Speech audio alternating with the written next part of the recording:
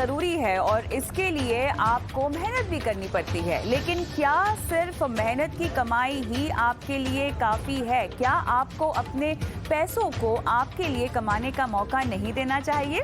मुझसे पूछें तो बिल्कुल देना चाहिए और आपको सूट करते निवेश विकल्प में एक योजनाबद्ध तरीके से मेहनत की कमाई को आगे बढ़ाना चाहिए। तो चलिए आपके निवेश के सफर की शुरुआत करते हैं। देखते हैं क्या है ऑन द शो।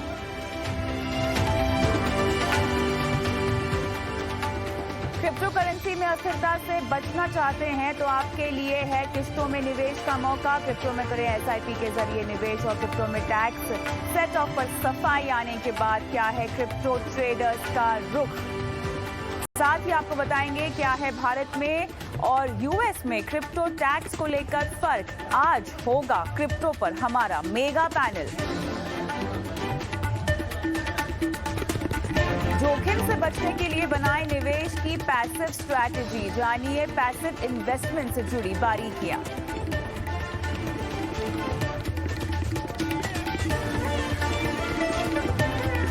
साथ ही हम आपको बताएंगे कैसे बनाएं एक संतुलित पोर्टफोलियो। निवेश, insurance, credit card, crypto currency से जुड़ा कोई भी सवाल हमसे पूछना चाहते हैं तो बस आपको हमें अपना सवाल व्हाट्सएप कर देना है 9619873567। ये वो नंबर है जहां पर हमें इंतजार रहता है आपके सवालों का।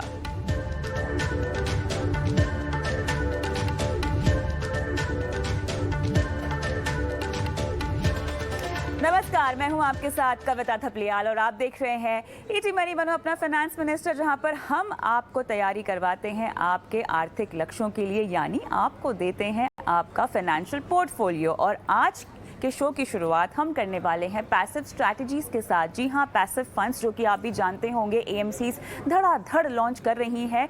तो क्या निवेशकों को इसमें रुझान दिखाना चाहिए? क्या एक पैसिव पोर्टफोलियो बनाना चाहिए? क्या एक्टिव और पैसिव फंड्स को पोर्टफोलियो में शामिल करके एक रणनीति बनाई जा सकती है?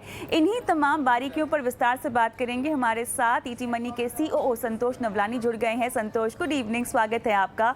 तो जैसे कि मैंने कहा शुरुआत में कि लगातार हम देख रहे हैं कि ईएमसीज में बहुत चलन आ चुका है पैसिव फंड्स को लेकर। कई सारी ईएमसीज हैं जो एक के बाद एक पैसिव फंड्स लॉन्च कर रही हैं।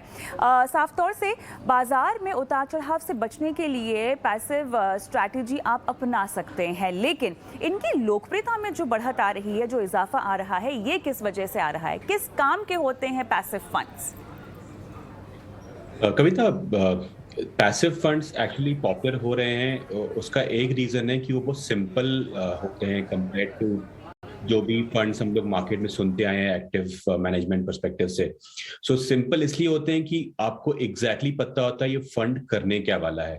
जब हम एक्टिव फंड में इन्वेस्ट करते हैं कि कोई लार्ज कैप एक्टिव फंड है, कोई मिड कैप एक्टिव फंड है, कोई फ्लेक्सी कैप एक्टिव फंड है, हम लोग हमको जरूरी होता है कि हम समझें कि फंड मैनेजर का स्टाइल क्या होगा। फंड मैनेजर कैसे सेक्टर का एवेल्यूएशन करता है, कैसे स्टॉक का एवेल्यूएट करता है और उसकी रणनीति क्या होती है। बिकॉज जो अल्टीमेटली जो पैसिव एक्टिव फंड इन्वेस्टर होता है उसको आउट परफॉर्म करना होता है इंडेक्स को। अगर कोई लार्ज कैप फंड है तो उसका बेंचमार्क होता है निफ्टी 50। अगर कोई मिड कैप फंड है तो उसका बेंचमार्क होता है Nifty 50, Nifty 150 mid cap index fund होता है।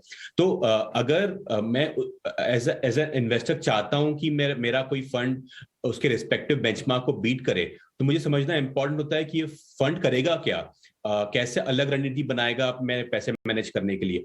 तो वो बहुत लोग वो समझ नहीं पाते हैं कि एग्जैक्टली फंड मैनेजर की स्ट्रेटेजी क्या होगी।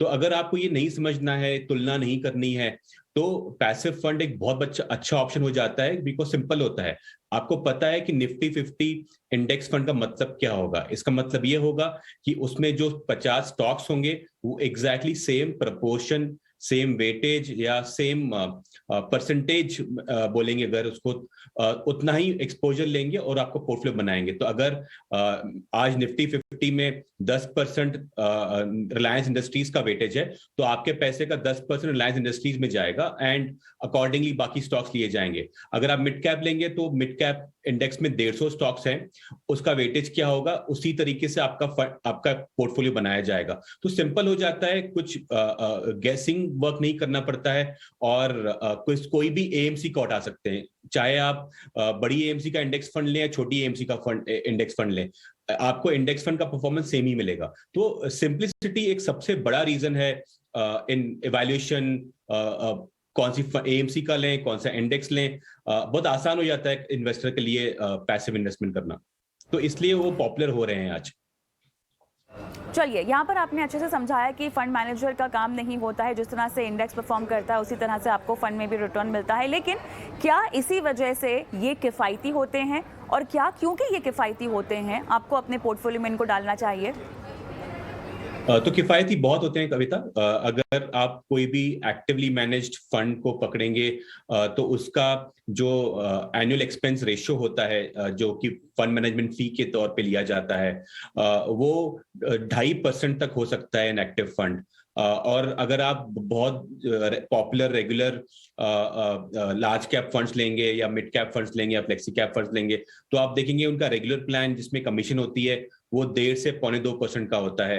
और अगर आप डायरेक्ट प्लान लेंगे तो वो भी 60 से 80 पैसे का होता है सालाना एक्सपेंस रेशियो। और यही आप अगर इंडेक्स फंड देखेंगे लार्ज कैप में, उसका रेगुलर प्लान शायद आपको 30 पैसे या 25 पैसे में होगा और डायरेक्ट प्लान 10 पैसे के आसपास होगा। तो जो आपकी सेविंग्स होती है 0.5%, 1% depending on the fund category, जो आपका सेविंग्स होता है हर साल, वो आपके रिटर्न्स में ऐड हो जाता है। तो अगर ये आप 10 साल एक इन्वेस्टमेंट करते हैं, तो हर साल आपको 0.5% सेविंग्स मतलब 0.5% आप रिटर्न एक्स्ट्रा कमा सकते हैं।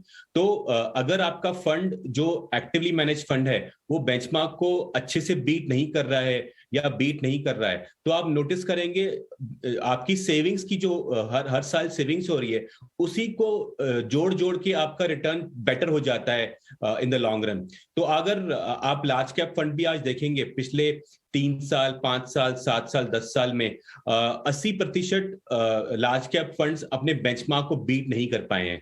तो अगर वो बीट क्यों नहीं कर पाए हैं, क्योंकि इसका प्राइमरी रीजन ये होता है कि उनका एक्सपेंस रेशियो ज्यादा होता है। तो अगर आप एक्सपेंसेस पे अपना कंट्रोल लेके आ सकते हैं, तो काफी अच्छे से आपका पैसा कमाया जा सकता है, और ये one of the primary reason भी हो सकता है आपके लिए to go for index funds. तो अगर मुझे थोड़ा सा इसको ब्रॉडर तरीके से समझना हो, देखिए भारत एक इमर्जिंग मार्केट है, और ऐसे में हमेशा जितने भी एक्सपर्ट से हम लगातार बात करते आए हैं, भले ही वो आपके पर्सनल फाइनेंस के एक्सपर्ट हो या बाजार के एक्सपर्ट हो, सभी कहते हैं कि भारत में आपको जो है फंड मैनेजर की एक्सपर्टीज़ का फ़ायदा उठाने का मौका मिलता है as compare to the west, जहाँ पर हम देख रहे हैं कि पैसिव फंड्स का चलन काफ़ी सालों से चल रहा है और लगातार तूल पकड़ते हुए जा रहा है। अब ऐसे सिनेरियो में आपकी बात बिल्कुल सही थी, हमने देखा कि लार्ज कैप यहाँ पर आउट परफॉर्म नहीं कर पाए हैं इंडेक्स को, लेकिन ये भी चरणों में होता है, ये भी फेसेस में होता है। तो क्या हम इस तरह की स्ट्रैटेजी संतोष बना सकते हैं जहाँ पर हमारे पास कुछ हद तक पैसिव फंड्स भी हो पोर्टफोलियो में और कुछ हद तक एक्टिव फंड्स भी हो, जहां पर हमें फंड मैनेजर की समझदारी का, बाजार के अनुभव का, उनकी सूझबूझ का फायदा भी मिले, और साथ ही पैसिव फंड में निवेश करके हम उतार चढ़ाव, अस्थिरता से थोड़ा सा बच भी पाएं? सो कविता, मैं ऐसा बोलूंगा कि ये इन्वेस्टर पे डिपेंड करता है कि एक इन्वेस्टर अपना पूरा पोर्टफोलियो पैसिव फंड्स में या इंडेक्स फंड्स में लगाना चाहता है, या उसको कुछ परसेंटेज ब्रेकअप करना चाहता है कि आधा एक्टिव फंड आधा पैसिव फंड। तो वो इन्वेस्टर पे डिपेंड करता है।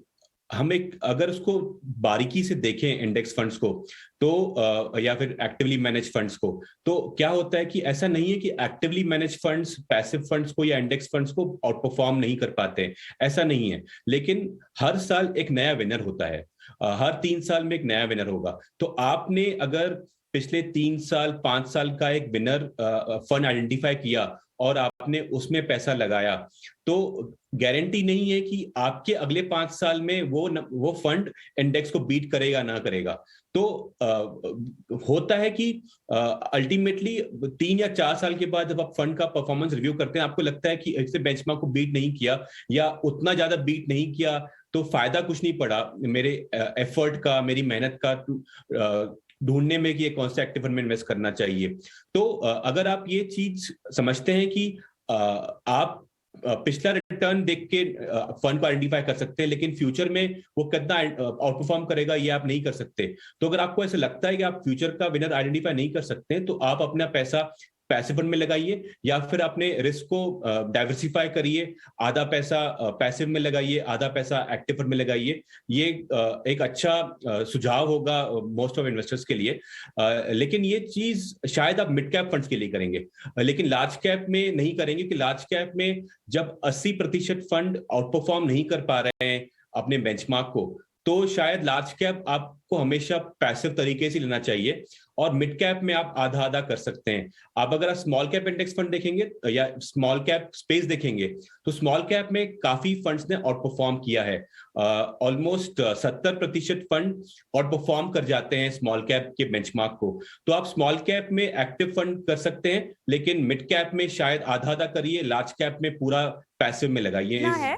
ऐसा मैं बोलूंगा। जी जी जी, लेकिन यहाँ थोड़ा सा मैं समझना चाहती हूँ आपसे, क्योंकि लार्ज कैप में आप कह रहे हैं कि एक पैसिव स्ट्रैटेजी हो सकती है और स्मॉल कैप में भी आप कह रहे हैं कि एक्टिव फंड्स आपको उसकी ओर रुझान दिखाना चाहिए। लेकिन इसके पीछे क्या वजह होगी कि आपको लगता है कि स्मॉल कैप जैसी कैटेगरी के लिए थोड़ा सा हमें एक्टिव रुझान दिखाना चाहिए या फंड मैनेजर की काबिलियत पर भरोसा करना चाहिए? सो कविता, मैं ऐसा नहीं बोलूंगा कि आप भरोसा कर सकते हैं या ना करें। अगर आप पिछला डेटा देखेंगे तो हम अल्टीमेटली डिसीजन लेंगे पिछले जो हमारे पास इंफॉर्मेशन अवेलेबल है। जो हम इंफॉर्मेशन को एनालाइज करेंगे तो दिखता है कि स्मॉल कैप स्पेस में काफी अच्छे फंड मैनेजर्स हैं जिन्होंने बेंचमार्क को बीट किया है, इसलिए आप उसमें रुझान दिखा सकते हैं अपना। लेकिन बहुत कम इन्वेस्टर्स ऐसे होते हैं जिनको अपना पैसा स्मॉल कैप फंड्स में लगाना चाहिए ही नहीं। अगर आप अपना कोई भी पोर्टफोलियो बनाएंगे तो आपका core part of the portfolio हमेशा लार्ज कैप स्टॉक्स होते हैं, फिर थोड़ा आप मिड कैप स्टॉक्स रखते हैं, और बहुत लॉन्ग टर्म इन्वेस्टर और जिसका एक एग्रेसिव रिस्क प्रोफाइल है, जो एक high risk high return investment strategy में बिलीव करता है, वो अपने पैसे को स्मॉल कैप फंड्स में लगाता है। और वो भी जब लगाते हैं तो बहुत ही कम परसेंटेज अलोकेशन लगाते हैं, 15 से 20% एट मैक्स आपका पैसा स्मॉल कैप फंड्स में जा रहा होगा।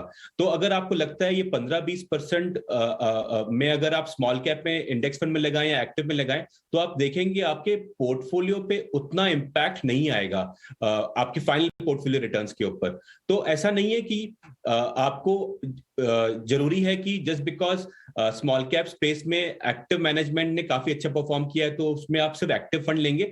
आपका एक चॉइस हो सकता है कि आप उसमें भी आधा आधा करें, क्योंकि आपको पता नहीं होगा कि कौन से 30% फंड ऐसे होंगे जो शायद आउट परफॉर्म नहीं कर पाए बेंचमार्क को, और आप शायद उसी फंड में इन्वेस्ट कर सकते हैं और आपको पता चलेगा 3 साल बाद कि आपके फंड ने आउट परफॉर्म नहीं किया।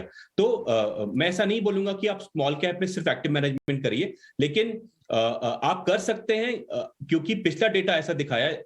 अगर आप पिछले 5 साल में देखेंगे तो मिड कैप में ये जो चीज लार्ज कैप में थी वो मिड कैप में आ गई है, और कुछ टाइम पहले उस बाद उस स्मॉल कैप में भी आ सकती है। तो इसलिए आप फ्यूचरिस्टिक डिसीजन ले सकते हैं और उसमें भी थोड़ा पैसिव में डाल सकते हैं। अब मुझे आपसे ये समझना है कि किसी को अगर विद इन पैसिव ही अपने आप को डाइवर्सिफाई करना हो तो क्या पैसिव के अंदर ही डाइवर्सिफाई करने की कोई गुंजाइश है?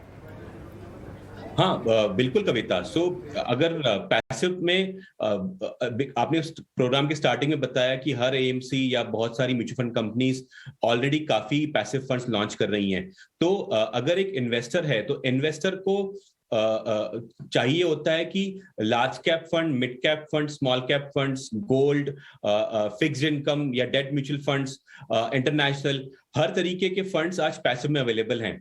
तो आप अगर चाहें तो आप अपना पोर्टफोलियो काफी अच्छे तरीके से बना सकते हैं पैसिव फंड्स को यूज करके। इसका सबसे पहला एडवांटेज आपको ये मिलेगा कि आपके पोर्टफोलियो में ओवरलैप नहीं होगा। अगर आप देखेंगे मिड कैप फंड्स में को एनालाइज करने जाएंगे उनके पोर्टफोलियो को, तो आप देखेंगे कि अगर mid cap actively manage fund है तो 60-70% उसमें मिड कैप होता है, लेकिन बाकी 30% जो होता है वो लार्ज कैप कभी कभी होता है, कभी स्मॉल कैप होता है, या कभी कभी मिड कैप होता है।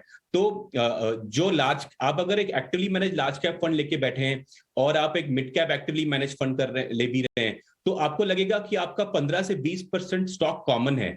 जब आप पैसिव फंड खरीदते हैं तो ये ओवरलैप निकल जाता है, क्योंकि निफ्टी 50 के जो स्टॉक्स होते हैं वो आपको निफ्टी 50 इंडेक्स फंड में मिलेंगे, जो निफ्टी 50 नेक्स्ट 50 के होते हैं वो आपको उसमें मिलेंगे। मिड कैप के स्टॉक्स आपके निफ्टी 50 या नेक्स्ट 50 इंडेक्स फंड में नहीं आएंगे, तो आपका पोर्टफोलियो ओवरलैप जीरो हो जाता है। इसकी वजह से आप प्लानिंग बहुत अच्छी से कर सकते हैं। आप डिसाइड कर सकते हैं कि मैं अपना 50% पैसा लार्ज कैप में लगाऊंगा, अपना 20% पैसा मिड कैप में लगाऊंगा, 10% पैसा स्मॉल कैप में लगाऊंगा और 20% में डेट फंड लूंगा। और डेट फंड में भी जैसे भारत बॉन्ड फंड है या state development loans index funds हैं काफी एएमसीज के, कोई एएमसीज ने लॉन्च किए हैं गवर्नमेंट सिक्योरिटीज 5 साल की जो मैच्योर होने वाले पेपर्स, उसमें इंडेक्स फंड बनाया हुआ है। कोई एएमसीज के पास 10 साल का कांस्टेंट मैच्योरिटी पेपर है। तो ये सब इंडेक्स जैसे सॉल्यूशंस हैं, पैसिव जैसे सॉल्यूशंस हैं। आप इनको कंबाइन करके अपना खुद का पोर्टफोलियो बना सकते हैं। और इसका एक और एडवांटेज होगा कि आप रीबैलेंसिंग आसानी से कर सकते हैं। जब आपको लगेगा कि आपका कुछ पैसा मिड कैप से निकाल के आपको लार्ज कैप में डालना है, कुछ पैसा आपको मिड कैप से निकाल के डेट में डालना है, तो बहुत आसानी से आप अपने पोर्टफोलियो को रीबैलेंस कर सकते हैं, जो कि एक्टिवली मैनेज फंड में बहुत मुश्किल हो जाता है, क्योंकि आपको पैसा निकाल के कहीं और डालना पड़ेगा। पैसिव फंड में आपके पूरे पैसे एक म्यूचुअल फंड कंपनी में भी जा सकते हैं। तो बहुत सारे फायदे हैं अगर आप एक डाइवर्सिफाइड पोर्टफोलियो खुद का बनाना चाहेंगे पैसिव फंड के जरिए, और शायद आप आउट परफॉर्म भी कर पाए मार्केट को, क्योंकि आप अपने पैसे को ढंग से इक्विटी और डेट कॉम्बिनेशन में लगाएंगे। ठीक, चलिए आपने काफ़ी बारीकी से हमको समझाया पैसिव फंड्स में कैसे अपने आप को डाइवर्सिफाई करना चाहिए, या इनफैक्ट अगर आपको पोर्टफोलियो के लिहाज से समझना हो तो कैसे पैसिव स्ट्रैटेजी का आपको इसको अपनाना चाहिए। बहुत बहुत धन्यवाद संतोष, इस बेहद खास पेशकश में आप शिरकत की आपने और बारीकी से तमाम जानकारी दी हमारे दर्शकों को। लेकिन हम इस शो में अब आगे बढ़ेंगे, क्योंकि ईटी मनी बनो